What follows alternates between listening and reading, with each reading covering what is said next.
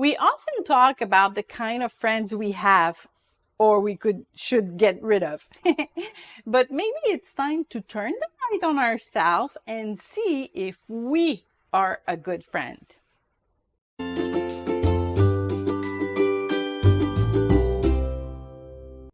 In a world of consumerism, where the thought is me first, the idea of sacrificing ourselves for others is not very popular.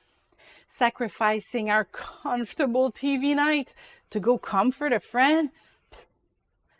We'll start by texting them, maybe even call them, but leaving our house to go see them?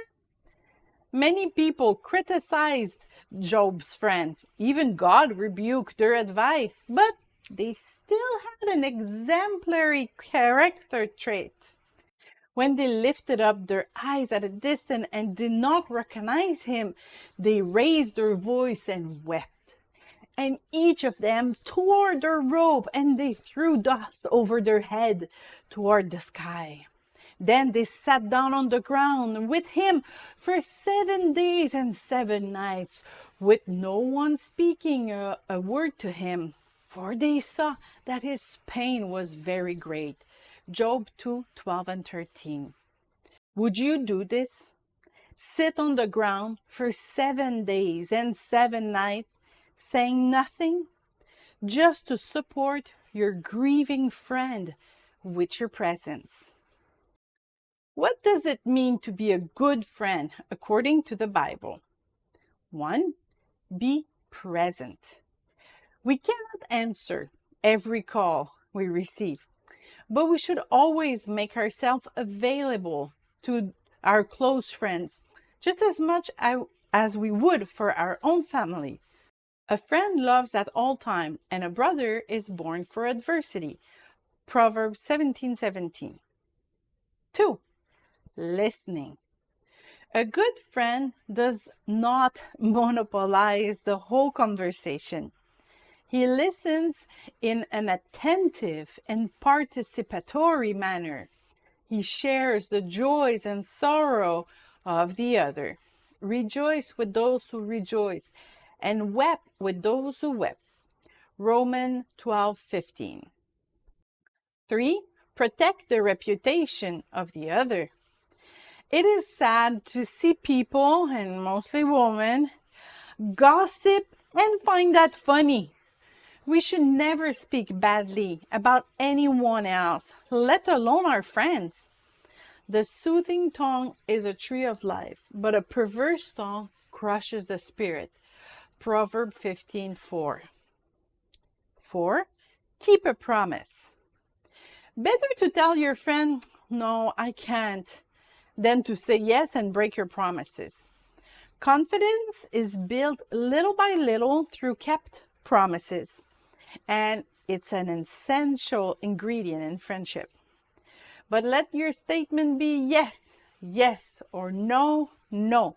Anything beyond these is of evil. Matthew 5:37. 5. Be humble. The real definition of humility is not always trying to win, and that is a winning attitude in friendship. For you were called to freedom, brethren. Only do not turn your freedom into an opportunity for the flesh, but through love serve one another. Galatians 5:13. 6. Warn of dangers. We shouldn't always flatter our friends. Sometimes you also have to warn them of the danger they run in continuing on a wrong path. We are the keepers of our brothers and sisters. If your brother sins, go and show him his fault in private. If he listens to you, you have won your brother. Matthew 18:15. 7. Be generous. We should never lend money to a friend. Otherwise, our relationship change and become that of a creditor. If our friend is in financial need, we can give them money, but never expect them to return it. If you lend to those from who you expect to receive, what credit is that for you? Even sinners lend to sinners in order to receive back the same amount. Luke 6:34. Why is it so important to become a good friend? Because you are going to marry your best friend. So if you're not a trustworthy friend now, if you never feel like sacrificing yourself to help a friend, if you take advantage of the bonds of affection to extract money, you will be a terrible partner. And God looks at the heart. If you're not able to be a good friend, God will not lead you to one of his children. As a good father, he protects his children from exploiters.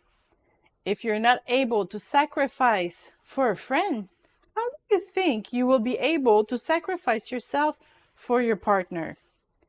Practice sharing, caring, supporting, encouraging, protecting your friends, and then you will be ready to get married. Similarly, before you marry someone, see how that person behaves with their friends. If they gossip about their friends and laugh about it, she will speak out against you when she will be married to you. If he doesn't want to sacrifice his Saturday afternoon football game to give a hand to his friend in need, he's not going to get up from his couch when you need him. Take the time to observe their behavior before getting married. Action speaks louder than words.